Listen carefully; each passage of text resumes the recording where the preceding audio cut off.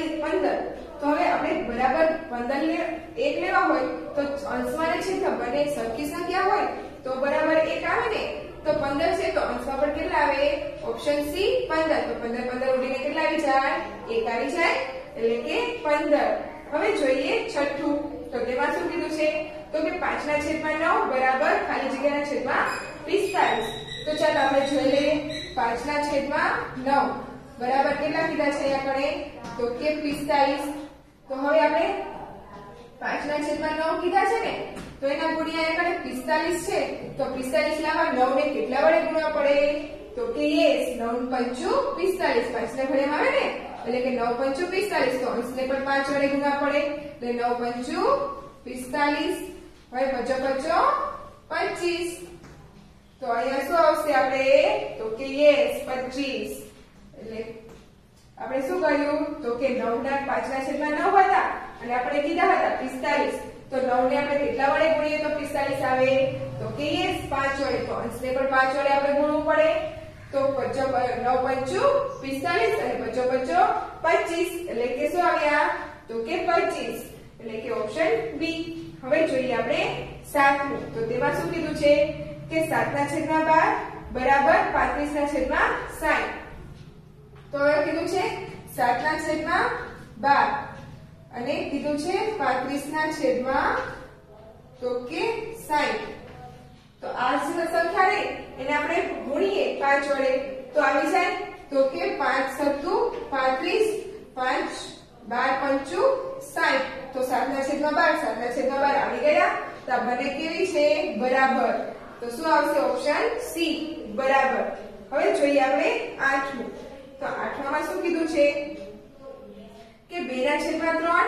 ખાલી જગ્યા 3/2 હવે આમાંથી કે છે મોટું કયું છે તો કે મોટું કયું છે તો કે છેદમાં 2 વાળું એટલે કે આમ જો ખબર ના પડે તો આપણે શું કરવાનું તો કે બંનેનો લસા કાઢી લેવાનો એટલે કે 2/3 અને 3/2 હવે લસા શું આવશે તો કે લસા આવે 3 અને 2 એટલે કે 3 એકા 3 અને 2 એટલે કે 2 એકા 2 એટલે લસા શું આવે તો કે 3 ગુણ્યા 2 એટલે કે 3 દુ 6 તો અહીંયા 6 લેવા હોય તો કેટલા વડે ગુણવું પડે તો કે 2 વડે તો ઉપર પણ 2 વડે ગુણવું પડે તો 2 દુ 4 અને અહીંયા કડે 6 લેવા હોય તો 3 વડે ગુણવું પડે તો ઉપર પણ 3 વડે ગુણવું પડે એટલે કે 9 તો હવે આમાં મોટી સંખ્યા કઈ છે તો કે આ છે ને એટલે શું આવશે તો કે તેના બાજુ કોડો ભાગ અને આ બાજુ સાંકડો ભાગ એટલે કે 2/3 નાના છે 3/2 હવે તેવી જ રીતના આમાં હવે જો આમાં શું કીધું છે 9માં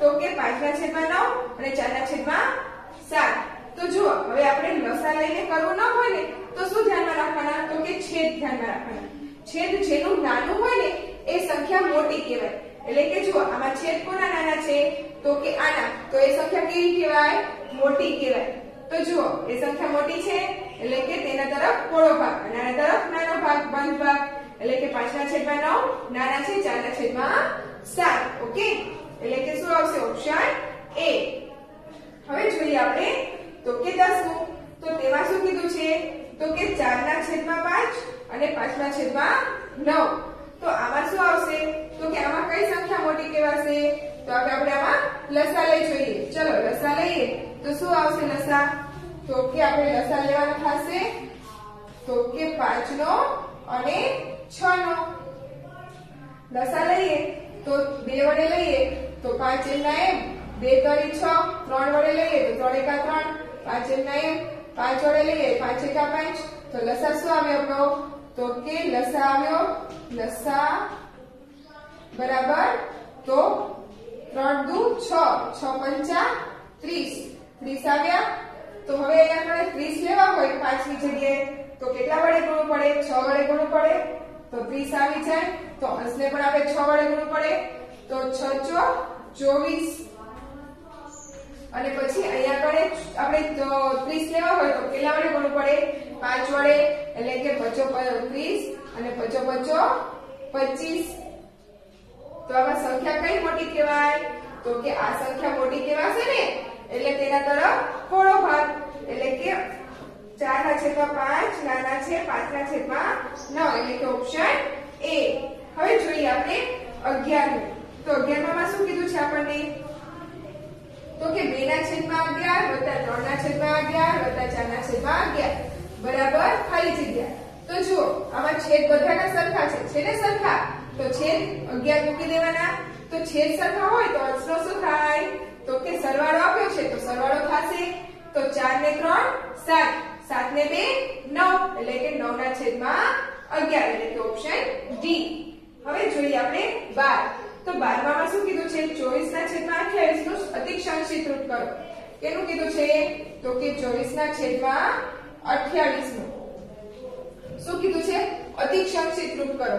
તો જુઓ આ 6 ચોક 24 થઈ જાય, 6 ચોક 24 અને 28 તો કે 7 ચોક 28, 7 ગુણ્યા 4 એટલે 7 ચોક 28 થાય.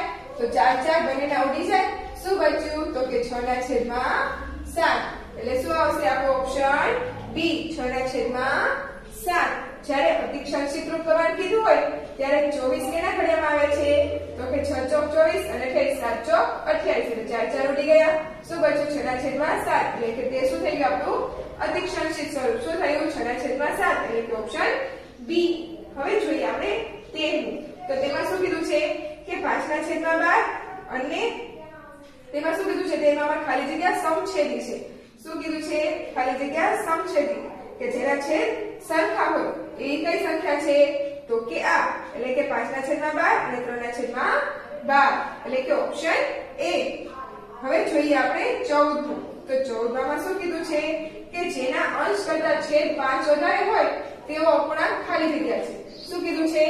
અંશ કરતા છેદ 5 વધારે. અંશ કરતા છેદ 5 વધારે તો અંશ આપણે ધારીએ કે અંશ કરતા 5 આમાં છેદ કેમાં વધારે છે? તો જો આમાં તો નાનો છે, આમાં કેટલો છે? તો કે એમાં પણ નાનો છે. આમાં અંશ કરતા છેદ કેટલો મોટો છે? તો કે 5 વધારે છે. તો આ આવી શકે? તો કે હા. એટલે શું આવશે? અંશ કરતા છેદ 5 વધારે છે એટલે કે 11/6 એટલે કે ઓપ્શન સી. હવે જોઈએ આપણે 15 નું. તો 15 માં શું કીધું છે? 12/18 નો સમાન અપૂર્ણાંક ખાલી જગ્યા નથી. શું કીધું છે? તેના સમાન અપૂર્ણાંક ખાલી જગ્યા નથી. તો જો 18 ના બધી બેકી સંખ્યાઓ છે તો 18 વડે તેને બધાને આપણે સમાન અપૂર્ણાંક થાય, પરંતુ 30/20 એ આનો સમાન અપૂર્ણાંક થાય નહીં. કેવી રીતના? જુઓ આપણે કેટલા કીધા છે? 12/18 કીધા છે. તો તેના આપણે અપૂર્ણાંક કરીએ તેને અધિક સંક્ષિપ્ત રૂપમાં તો શું થઈ જાય? 2 × 6 એટલે 3 × 6 એટલે શું થઈ જાય? 6 6 ઉડી જાય, 2/3 થઈ જાય. પછી આપણે ઓપ્શન લઈએ તો 14/21 તો 2 × 7 = 14 અને 3 × 7 = 21 તો 7 7 ઉડી જાય. તેમાં 2/3 આવી જાય. પછી 16/24 લઈએ તો 2 8 16 અને 3 8 8 2 16 અને 8 3 24 એટલે 8 8 ગયા એટલે 2/3 આવી ગયા. પછી 18/27 તો 9 2 27 અને 9 3 27 તો તેમાં 9 9 વયા ગયા એટલે શું આવ્યું?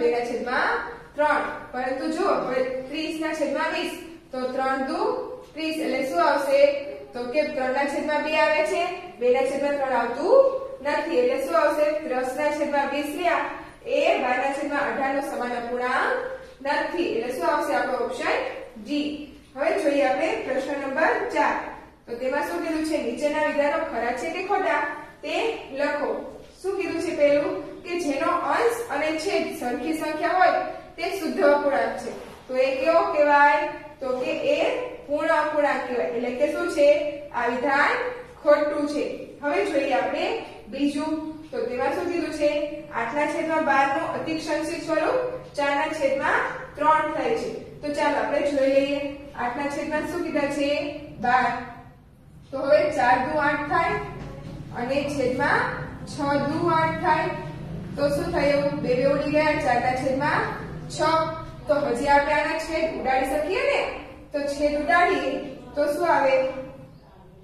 તો કે 2 દુ 4 અને 2 તરી 6 એટલે 2 ગયા.